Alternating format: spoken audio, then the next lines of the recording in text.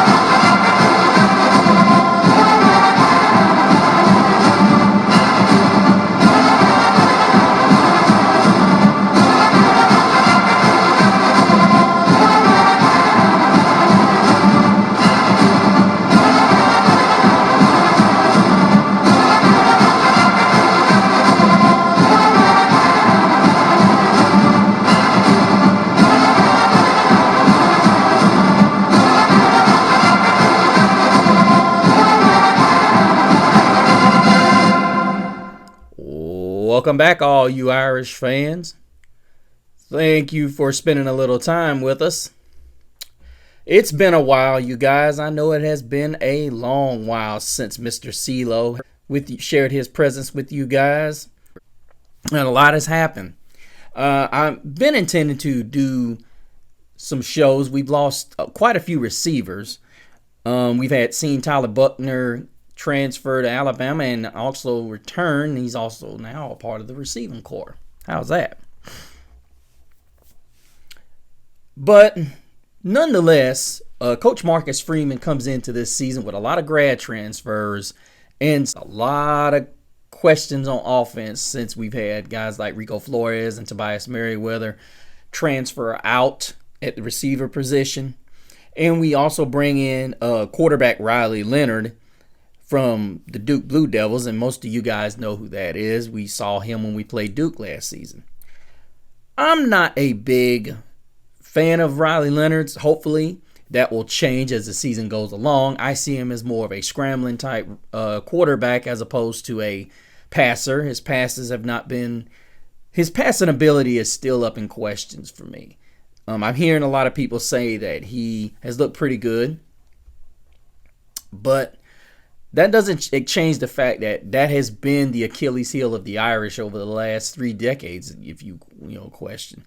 With the exception of Brady Quinn, Jimmy Clausen, and even Ian Book. But the reality of it is that's been a situation that Notre Dame has yet to lock down.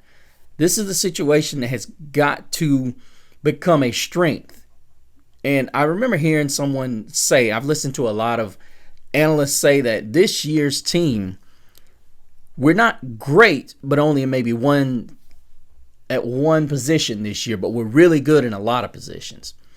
The only position I can honestly say we have questions in, or actually two, it's going to be the offensive line and the wide receiver position. And the reality of it is, the offense brings back Mike Denbrock, whom is back for his third stint at Notre Dame, this time as the OC. Well, as we know, Denbrock was the, you could say, most of the reason for the LSU success throwing the football last season, because you know that Brian Kelly is a defensive-minded coach, and defense was non-existent for LSU. But they had a great offense last year behind Jaden Daniels and that crew of receivers that he had.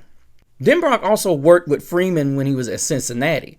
And the thing that I liked about him is his ability to throw it down the field. Now, the question is, can he redo that magic that he had at LSU? Number one in offense that year. And what's really interesting is he likes to run a type of offense where he makes the defenses decide whether they're going to defend the run or they're going to chase these receivers. He primarily goes one back.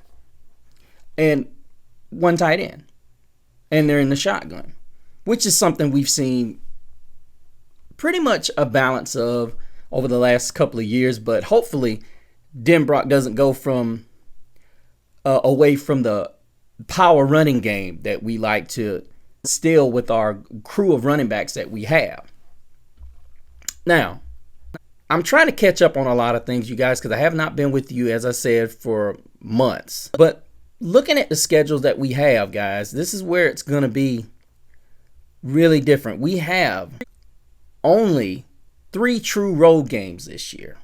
And guys, I'm going to tell you, this is probably going to be Notre Dame's best opportunity to get to a national championship. And I'm not just talking about that because of the 12-team playoffs. Bruh. What I'm talking about is this schedule is pretty favorable. And as we go through it, there's a lot of talk in Vegas about Notre Dame being, you got to up and over and under 10.5 wins. So basically, are the Irish going to win 10 games or are they going to win 11?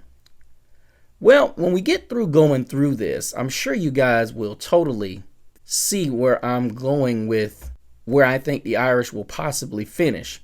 Even though I've seen so many that have said that the Irish will more than likely drop a game that they should not drop.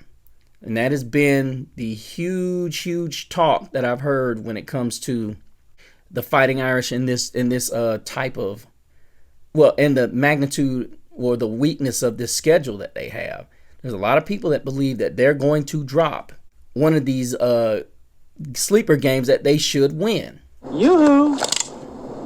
I'll make you famous. And before we go into that and start to tell the tale of the season and where it could lead, what? Let's talk about the young men that we have coming back. Now, of course, we have Leonard Riley at the quarterback position, and I'm going to be honest with you, the way Steve Angeli looked in the blue and gold game, I was very impressed. And, seeing that he was named the starter and not Angeli, I just hope that this guy shows a lot better promise throwing the football than I saw last season, even though he did get hurt. Because the problem is we have not had an athletic quarterback that lived up to the same billing that Malik Zaire did. Okay? You cannot be a running type quarterback if you're not on Malik Zaire's level. To me, he was the best athletic quarterback that Notre Dame ever had. Cut it out. Stop the cap. Because he could destroy a game plan. He was that kind of guy. He had that Lamar Jackson type energy when he was out there on the field. And unless we're going to throw a lot of run plays in there, that's just like Sam Hartman. Sam Hartman had mobility. And the only time he used it or utilized it for that matter was when he was rushed or he was flushed. And I think you need to call more design plays. You have to utilize him where his strengths are. If he gets hurt, Angeli has shown he is that dude. He looked really good in that blue and gold game. So I'm really the quarterback position is in really good good hands. You got C.J. Carr and Kenny Minchey still back there, and of course Kenny Minchey's a redshirt freshman, so he got redshirted. So we're good there. Even Angeli, he's a redshirt sophomore. So even if, as I said, Angeli's a redshirt sophomore, so if he plays this season, he's going to be a junior. And we could possibly keep him as a senior, but more than likely it's going to be Minchey or C.J. Carr. But not rambling on too much, we look at the line. The line's going to be relatively young. We got Tosh Baker, a graduate, taking over that right tackle position, and then we have a redshirt freshman. We have a redshirt freshman taking over at the left tackle, which was pretty much, as you guys know, one of the best Notre Dame tackles in history, and Joe Alt, who was taken in the top 10 in the draft by Charles Jagasaw, the 6'7", 330-pounder out of Rock Island, Illinois. Now mans that position possibly for the next 4 years, but if he's as good as we have seen in the past, he will only be here possibly 2, maybe 3, 3 at the most. But then we have redshirt junior Pat Guggen, Ashton Craig, redshirt sophomore, and Billy Schroth, redshirt sophomore, and Tosh Baker, the graduate student, as I said, following up the tackle positions. And then, of course, we got at the tight end position, Mitchell Evans pulling up the senior at the tight end position, one of the top tight ends, if not the top tight end in the country. Then, of course, you got the running backs, which is a loaded deck with Jeremiah Love as well as Jadarian Price. And then you have 2 sensational freshmen in Williams and Young that are following up in the backup role, which they could get some significant carries along the way. And then, of course, the biggest question mark in my eyes was the wide receiver position. And the one that I'm really worried about is Deion Colzie, the 6'4", 215-pound wideout out of McDonough, Georgia, whom has shown flashes, but for some reason injuries have just held him back. And it's like one of the biggest heartbreaks to me, because you have to have big receivers. You really do. As good as Jaden Greathouse was in his freshman campaign, he's only 6 foot, but he is 215 pounds. That body's getting bigger and bigger. He reminds me so much of Golden Tate. And then we have the graduate transfer Chris Mitchell, along with redshirt junior Jaden Thomas, who was relatively quiet in the last season, which was a shocker into me. And then you've got freshman Micah Gilbert, a guy who kind of reminds me of Jaden Greathouse. He's 6 foot, 208 pounds, and there've been some real talks about how efficient he's been at practice. And then you've got senior transfer Bo Collins out of Clemson, 6'3", 202 pounds, and that's what you like. And Clemson has been known for these big physical, go up and get them type receivers. This is where the problem I have with Deion Colzie. But the question I have is whether or not Mike Denbrock is going to bring that over. Because they did at LSU throw a lot of jump balls up there. Jaden Daniels had trust in his guys, and I'm not sure if Denbrock brought that attitude to Daniels or whether or not he coached it into his quarterback. I'm going to be honest with you. I've seen a lot of times when we had guys like Jaden Thomas down the field, sometimes you just got to fling it up. Same thing with Tobias Merriweather. Now, I truly believe that's why he transferred. Notre Dame if they're going to compete for a national championship, I don't care how good your run game is. Alabama figured it out. Alabama was winning national championships by pounding people. They have totally basically facelifted their offense. You see them throwing the football now, which is the reason why Kalen DeBoer got the job. He had one of the best offenses in the country, throwing the football, mixing it in with enough run. Enough of that, but let us go and move towards the defensive side of the ball. Because I don't have any issue when it comes to, we can't forget about Jordan Faison. He had a great freshman campaign as well. But as I said, that is my ultimate concern when it comes to the offense, is the certain pieces on the offensive line as well as the wide receiver position. But then let's look at the defense, where you've got just graduates, but the only freshmen you've got, or your underclassmen really you got, are Drake Bowen and Jalen Sneed, whom really played like a vet last season. He had some really awesome moments. He is really going to be good. They have him at the rover position this season. And then you've got the graduate Clark Jordan, whom will be at the nickelback, who will be backed up by Micah Bell. And then, of course, you got the All-American Benjamin Morrison, whom, as a side note, was one of the 4th fastest players on the new NCAA game. Bruh. Just thought I'd throw that for one. So then you've got the Benerick Award winner, the graduate Xavier Watts, who passed on an opportunity to go to the NFL and stayed for one more year. Maybe he saw something special this year. Or, yeah, maybe that's what it was. I think probably the biggest thing is he wanted to stay, but then I think the NFL doesn't value safeties anymore. So it's like, whatever, let me just stick here.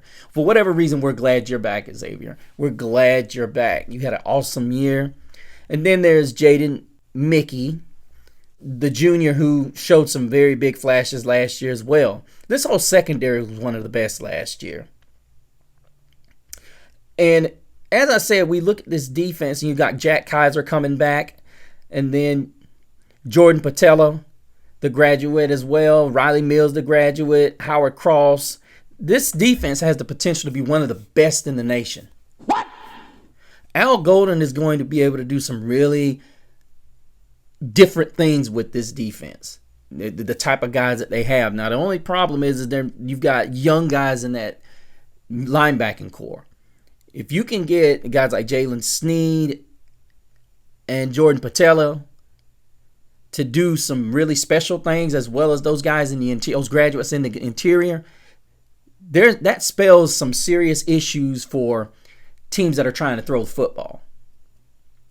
We had some issues stopping the run. It wasn't bad, but it wasn't great. The passing game didn't suffer quite as much as many people would have suspected. And the reason why I say that is because the pass rush. You can have the best corners in the land. You can have the best secondary in the land. But if you got a quarterback that's standing back there all day throwing the football, I don't care who you have, somebody's going to get open eventually. And Al Golden has done a great job in previous seasons being able to dial up pressure uniquely in positions where guys are not able to just stand back there and throw. And with the schedule that we have, you guys, shouldn't be that big of an issue. I think ultimately the Irish could really do some damage en route to getting one of those 12 spots. And see how this schedule looks for the Irish. There we go, guys. You guys can check it out for yourselves before we actually go through it and talk about it. I mean, me personally, this is a favorable schedule if I've ever seen one for the Irish, you guys. If the Irish were ever going to win a national championship, this would be the year, because the reality of it is they don't have the typical Notre Dame difficult schedule that they generally have. This is a schedule that they could really make some serious noise. But the danger side of that is, or the flip side to that could be if the Irish slip. Because in my opinion, when you have schedules like this, it's important to win them all. We saw what happened with Florida State. Florida State had a very soft schedule outside of the 3 games that they played that were big. And the reality of it is, people are still going to look at your schedule, especially if it comes up to a 3-loss team that has 5 or 6 tough games, especially with the expansion that is taking place that you guys all know about, and us not being in a conference and playing a conference championship. That makes a huge difference in the level of competition that you have on the field on Saturdays. It just matters. And we have arguably 2, maybe 3 games, depending on a certain team, how they come back. And it could possibly even be one worthy matchup that we have out there. But without further ado, you guys, let us get into the schedule for the 2024 Notre Dame Fighting Irish.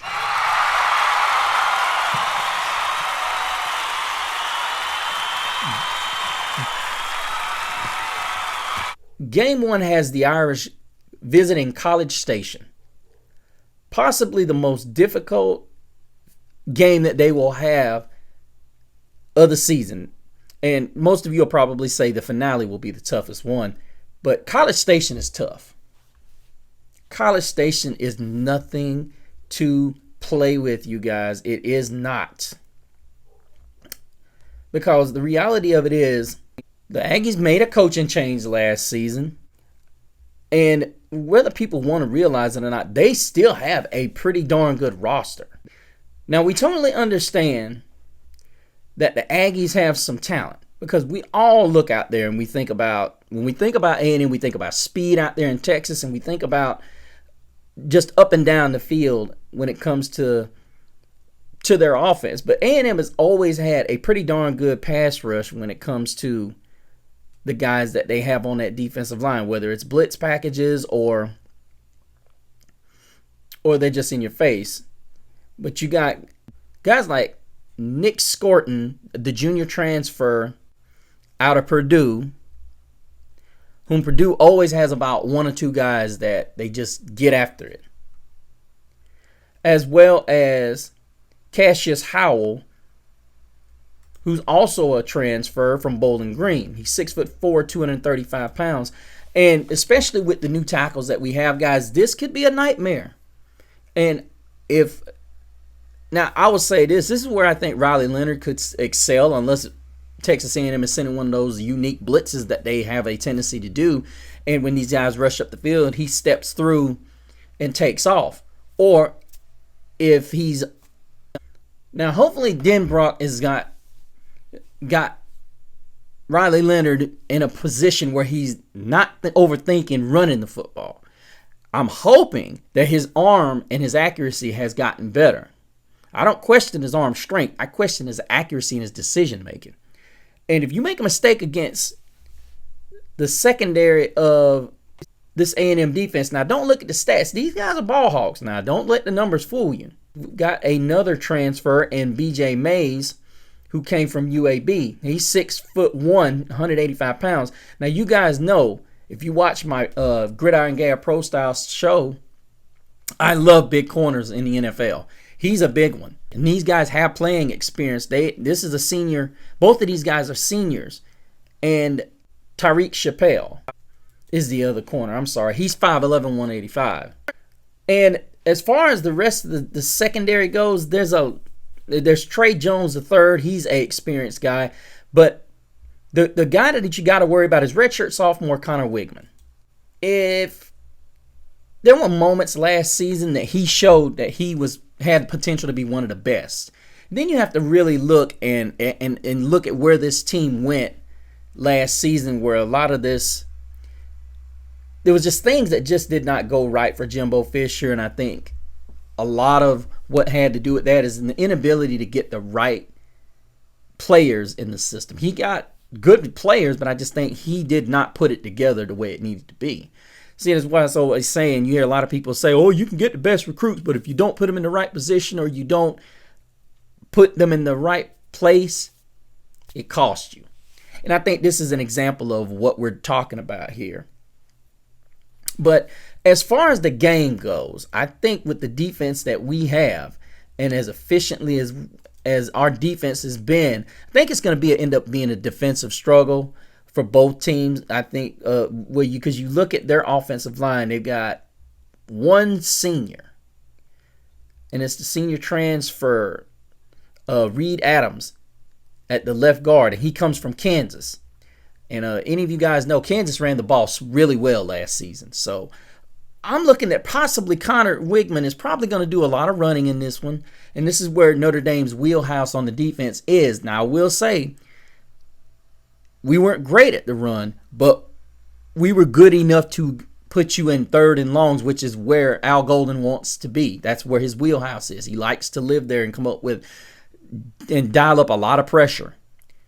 Not that he's protecting the corners, but he wants to create opportunities for bad decisions, and Wigman has been known to make those. And, of course, you got ball hawk and Xavier Watts, who just seems to know where the quarterback is going with the ball. He didn't do a great job of it early in the season, but he came on at the end of the season. He really did a phenomenal job, being the converted wide receiver. He started to find his niche. And had he had that niche early, he could have had double digits in interceptions last season and possibly would have not be here. But, hey, he's still here, so that's great. But I see the Irish pulling out the win here, mainly because I believe the running game of the Irish is just going to be too much. It's just going to be too much. And when you have a good running game, it neutralizes the crowd. And I believe that's what's going to happen. Now, do I think our offensive line is going to take a minute to get into it? Absolutely. Because one, Riley Leonard's got to understand how to settle his guys down in big games and on the road in that type of environment. College Station is nothing to laugh at. It is a very hostile environment, but I think he gets it done. I think they hit a couple of good ones, and the defense stymies a Texas A&M team that is going to take time to find its niche. They're not going to have a lot of time to do that because they're playing this brutal Southeastern Conference schedule, which I think ultimately is going to be not a tough go, but they do have Auburn and Texas as well as LSU on this schedule. So it's going to be a tough go. But I'm picking the Irish to go and win this game pretty, I don't want to say handily, but I would say Notre Dame's going to control the game. I think it's going to be one of those games where it's like, is something going to happen?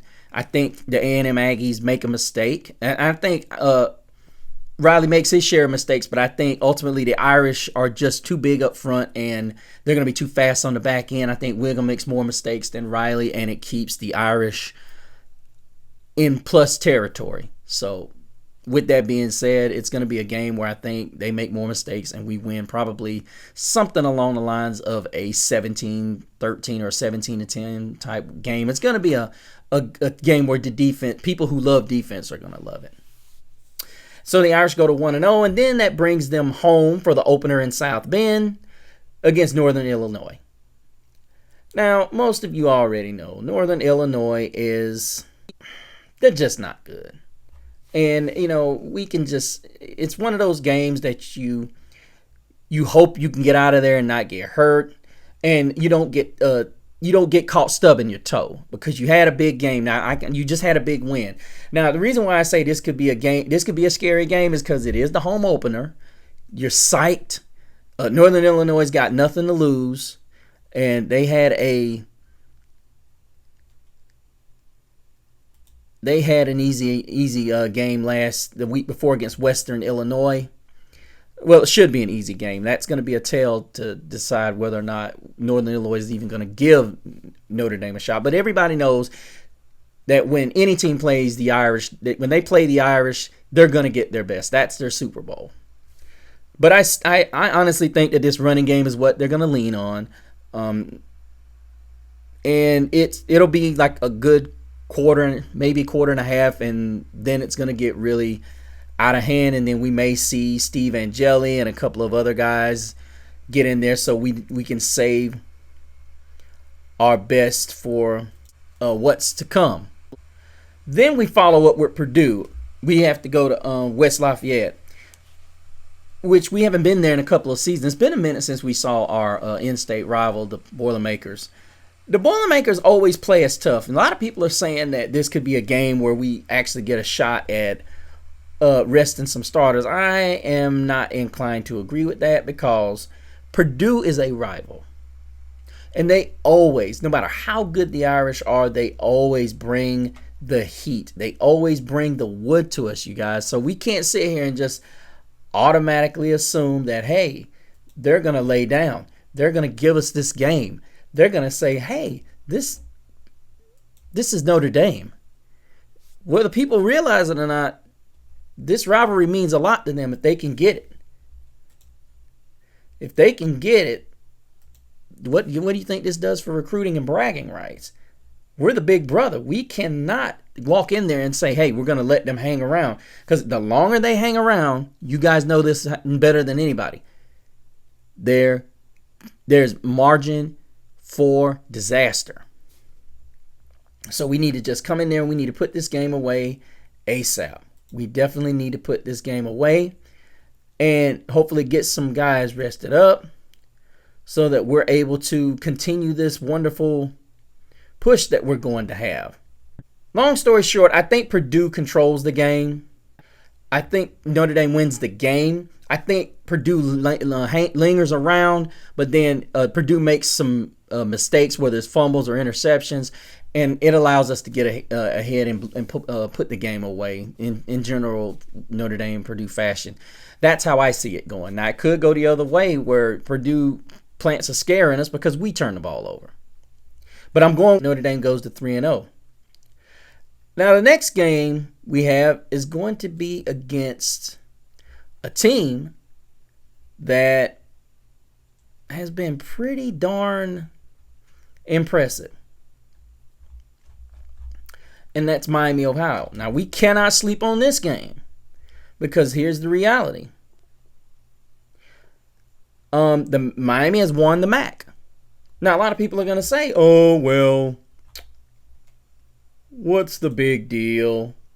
Well, you can't say what's the big deal because, truth of the matter is you've got a quarterback that's coming back and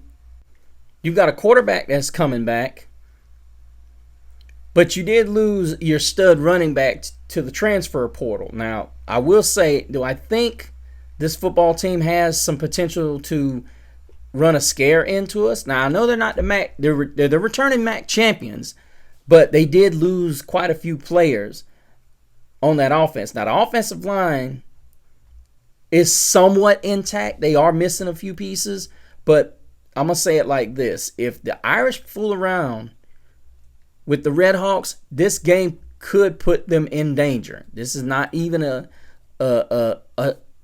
joke.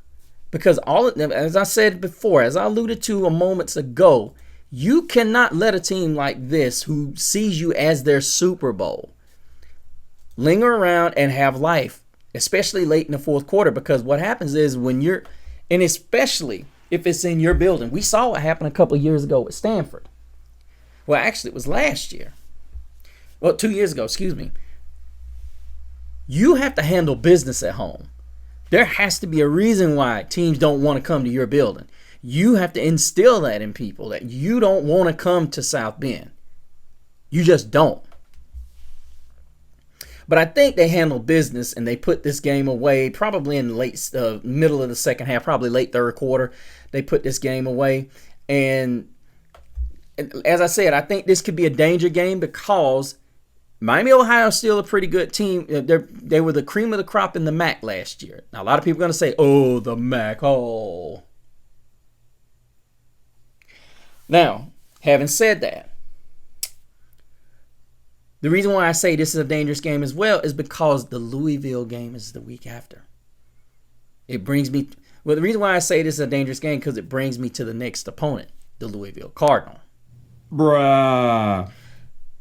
So reverting back to the Miami of Ohio game, the Irish are going to have this game circled because they embarrassed them and pretty much killed any opportunity that they had at a college football playoff opportunity. That pretty much eliminated that from all talks. So moving forward, we now have Louisville. We now have Louisville on the schedule. And the reality of it is the Irish are going to have this game circled. Now, do I think the Cardinals have a good football team like they had last year? No, I don't. I think they have a pretty good football team. I think they've got some excellent pieces. But unfortunately, they are going to be finding a new leader at quarterback. And honestly, I'm not sure. When you have a question at quarterback, then that generally does not turn out well unless he's a transfer. And I'm not sure if Louisville is going to have the same type of energy that they had. And this game was in Louisville, last year. And there was so much talk about it last year. And they played that game with a huge chip on their shoulder. And this game is in South Bend, so it's going to be revenge written all. It's going to have revenge written all over it. And I honestly think that the Irish are going to, assert their will, and they're going to take this game and they're going to run Louisville right out of the building. So that's where I'm at with the Louisville Cardinal game in South Bend, and the Irish go to 5-0. Which leads us to the bye, one of two byes that the Irish have. They get a break after this Louisville game, give them a chance to reboot, and hopefully not have to get any major injury, any big injuries healed up. But you get some of those nagging injuries over the course of 5 weeks. In anticipation of the Stanford Cardinal, whom have moved to the ACC, they still are struggling with trying to get things together. It's not been the same since the Harbaugh era, since Harbaugh and David Shaw. And honestly, you could see the wheels falling off this ride from a mile away. Harbaugh's name got a lot of recruits, and then Shaw was unable to maintain it. And of course, Stanford has really high demands on its student athletes. So yeah, and it's like I said, it's tough, but unfortunately, that's where it is, and that's that's where it is, and that's how it is. But I don't see any struggle for the Irish in this game. I think the Stanford Cardinal are still trying to find themselves. Now, granted, it was 2 years ago that Stanford pulled the upset in South Bend. I don't see that happening this time. It was one of the crowning moments of David Shaw, but I don't see this happening. I think the Stanford Cardinal they just got to figure it out. They have got to figure out a way to get thoroughbreds on the field despite their academic requirements. Which leads us to one of the games that I have heard could possibly be one of the most intriguing matchups on the Irish's schedule. Now, I remember hearing someone say that the Irish are not going to be nearly as battle-tested as the Georgia Tech Yellow Jackets, whom the Irish will be playing on a neutral site.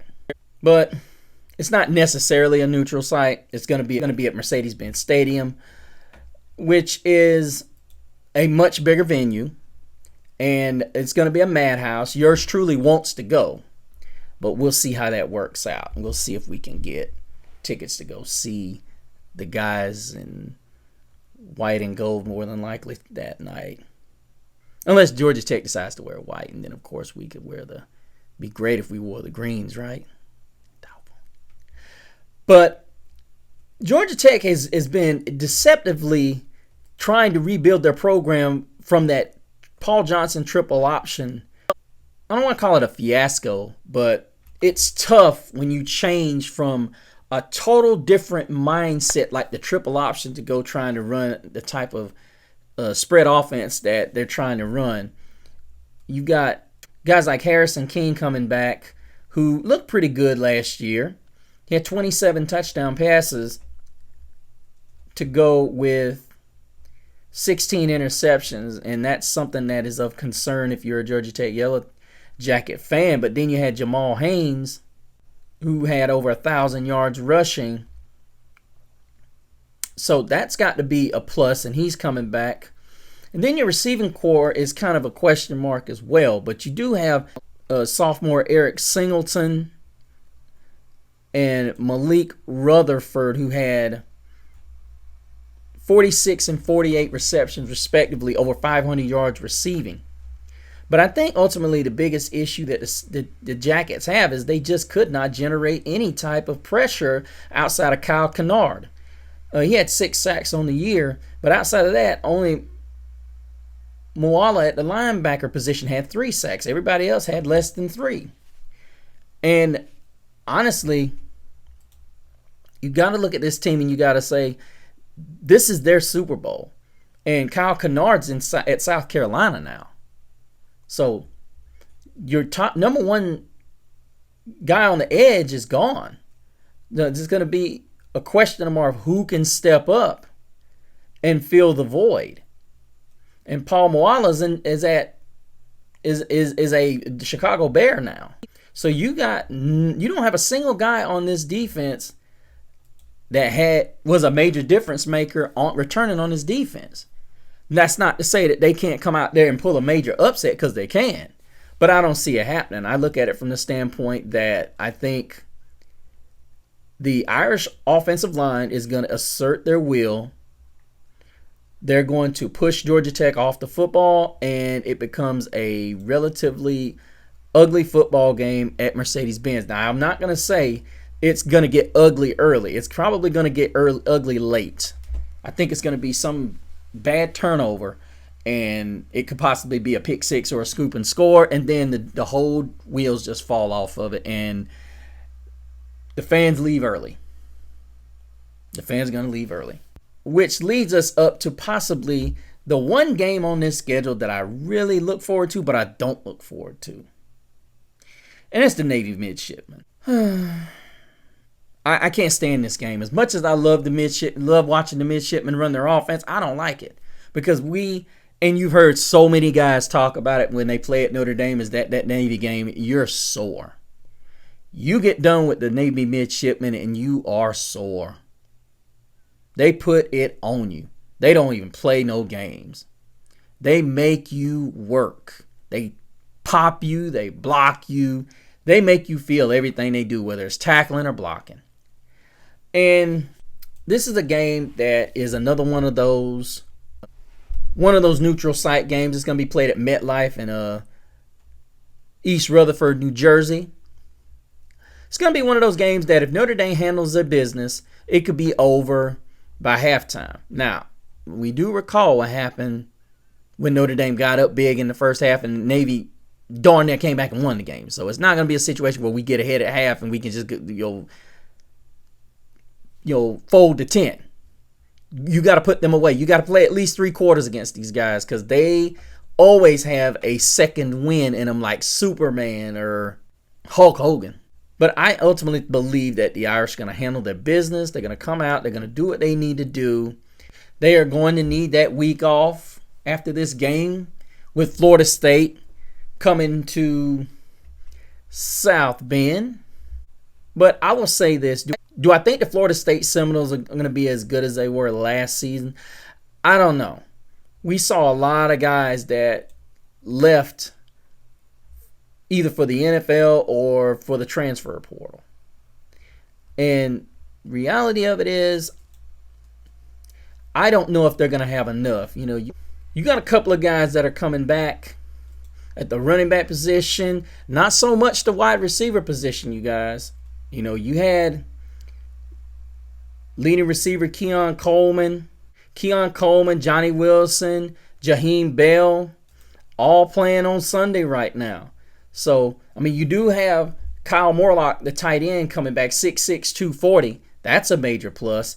And it's just going to be interesting to see where the Seminoles are going to be as a team because as of right now, it's looking like DJ Uyunglele is going to be the quarterback. And as I've said many times on my Gridiron Gab triple option show, he had that one season in Clemson, and then it's just been a tail off. He was pretty good at Oregon State last season, but I'm not looking at him and saying, "Oh wow, this guy's impressive." They've got Elijah Moore, 6'4", 200 pounds, coming in as a true freshman. And I'm gonna be honest with you, that's the kind of guy they're gonna need. You got Portier, that's 6'3", the senior, but they're going to need a lot of jump balls. I think the big thing they're going to be able to do is they're going to have to throw a lot of balls up, and I don't know if Uyunglele is up to that. But looking at the defensive side of the ball, they lost a lot. This is a really young defense that they're putting out there. A lot of as I alluded to, a lot of these guys transferred, and I say they're not talented, but them coming in, Florida State coming into South Bend with these young players, they could be hungry and they could, give a scare. But I think ultimately with the amount of youth and the amount of inexperience with that with our offensive line, and then the experience lacking thereof on their offensive line, I think it ultimately is going to be, I'm not just saying a disaster now. They do have some guys that are older on that offensive line. Not saying they don't. The question is, are they going to be as good as they were last year? That's the question that we have to look at and see. Are they going to hold up against Al Golden's defense? And the answer to that question, for me, game being in South Bend, them coming off of a game against at home against North Carolina and then having to come into South Bend, I think it's going to be too much. I think the Irish win this one. And it's going to be a night game. I forgot about that. So the Irish are now 9-0 with a matchup at Virginia coming up. Now, guys, I hope you remember there's a week in between this Navy and FSU game. So they get a week off while the North Carolina Tar Heels get to go head-to-head with Florida State before they travel here. So that's another reason why I put into the fact that I think the Irish win that game. They get a whole week, a whole extra week to prepare against Florida State. And after they beat Florida State, this is the game that has the opportunity to be a sleep game because they play Virginia after a big win against Florida State. This could be one of those games where they try to sleepwalk into it, knowing that they have Army on the slate next week and, with USC, and they could look ahead. This could be one of those major look ahead games. But I don't think they will look ahead because Virginia is really trying to struggle. They're really struggling to get that program back on track, which we don't want to see that from any program, but we hope they get it back on soon, given the fact of that tragedy that took place a couple of years ago. But I think the Irish win this game and they go to 10-0. With Army coming up the following week, this is a 7 o'clock game. So, once again, the Army runs the triple option. And as always, we know what to expect. But the question is, are we going to be able to withstand another brutal game of, pop, smack, just a fight to the death almost, if you will. But I think the Irish maintain. I think they get a scare up until for about 2 quarters, and then in the fourth quarter, late third, they pull away with that exemplified defense and that depth that they have on that defensive line, and they pull away and go to 11-0, setting the stage. Now, what I hope the Irish don't do is they look ahead and they say, okay, we're 11-0, we're a shoo-in to get into the 12-team playoff. Seeding matters. Seeding absolutely matters. If you can steal one of those buys, that would be great. That would be awesome. But we still got to go in and face Lincoln Riley and the USC Trojans, who lost a lot. They lost a lot, including the defensive coordinator. And I'm not going to say their defense was terrible, but it wasn't good. And this time we have to go to LA. So USC is going to be thinking about that beatdown they took last season. Now, granted, there's a lot of players that are not there anymore. They've got a pretty tough schedule. They've got a gauntlet of teams that they got to play, so they're going to be battle tested coming into all this. They're not going to be a team that's walking around with no scars. So it could be a situation where if they have some injuries, it could change the whole dynamic of who Notre Dame's playing, and this game could be a situation where they're fighting for their not only playoff lives, but they could be fighting for possibly a bowl game. And I'm not saying they're going to be that bad, but this is a brutal schedule they have. So I'm looking at, they've still got speed on the corners, and that's going to be a good thing. But I'm looking here at the offensive line, and there's a lot of young guys on that offensive line. That does not look good when you're facing an Al Golden defense. When you're facing Al Golden defense, the kitchen sink's thrown at you, and that can be the worst thing for a young quarterback. And the reality of it is you do not want that. You do not want your young quarterback coming out there dealing with that. You do not want that. You want him to be as comfortable as possible. And I don't see this being a good situation for the Trojans. I think they're going to have to try to run the football. I don't think they're going to be able to. I think this game could end up being a walk-off or beatdown. A lot of people are going to look at me and say, oh, no, that's not true. Well, they're young in a lot of positions. I know Lincoln Riley's who Lincoln Riley is, but this is a young team, you guys. Very young. But I'm taking Irish to go 12-0 and get into the playoff. Now, I can't say how far they're going to go because I don't know who they're playing. But I will say this in closing, you guys. Us going 12-0 is a realistic possibility, and it looks a lot easier than any of the schedules and than any of the seasons we've ever had. We've got arguably 3 games that we that are break-even type games, that are even-kill type games.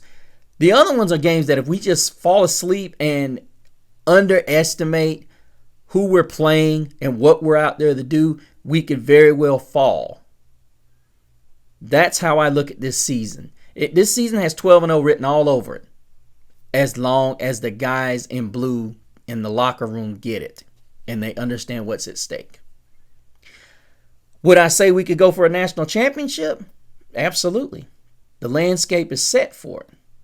Everybody's talking about certain teams are bringing this, that, and the other back, but one of the big markets or one of the big bad wolves in all of this, well, actually 2 of the big bad wolves in all of this is gone.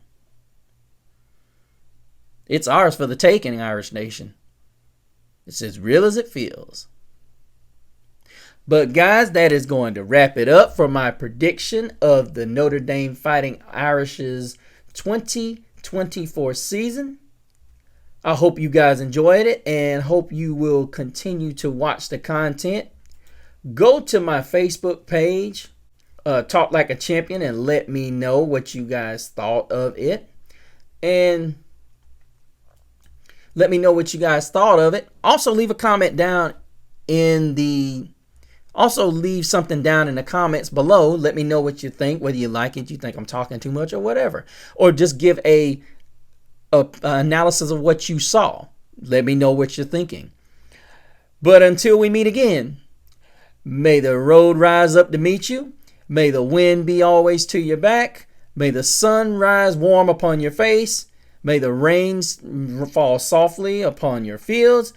And until we meet again, may God hold you in the palm of his hands.